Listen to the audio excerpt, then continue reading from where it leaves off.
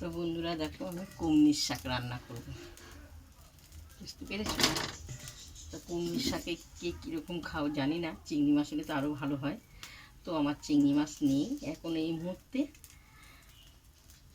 তো আমি এটা রসুন ফোড়ন দেবো আর শুকনো লঙ্কা দুটো একসঙ্গে দিয়ে দেওয়া হলো। তো রসুন আর লঙ্কাটা তেলে আমার পুরো হয়ে গেছে, আমি শাকটা দিয়ে দেওয়া হবে, অল্প হয়ে যাবে।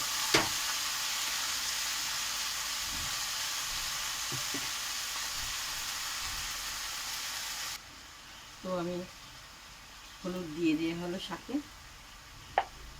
অনেকে আবার শাকে হলুদ দেয় না, কিন্তু আমি শাকে হলুদ দিই। নুন দিয়ে দেওয়া হলো শাকে একসঙ্গে দিয়ে আমি নেড়ে চেড়ে নিচেরটা উপরে উপরটা নিচে করে তো আমি ঢেকে দেবো। তো দেখো, একটুকু কিন্তু জল দিইনি, যে শাকটা ধোয়া হয় না, জলটা গায়ে থেকে শাকের গায়ে থাকে, তার জন্য জল দেওয়া হয় না, জলটা বেরিয়ে যায়।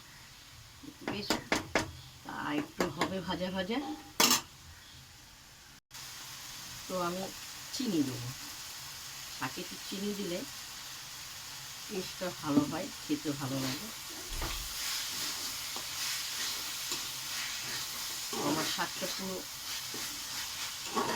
হয়ে গেছে।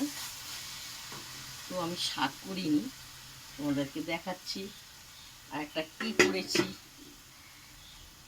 এই দেখো, এক তরকারি দিয়ে খাওয়া যায়, ইলিশ মাছ। ইলিশ মাছ করেছি পেঁপে দিয়ে, আলু দিয়ে, হালকা পাতলা ঝোল, দেখতে পেয়েছো?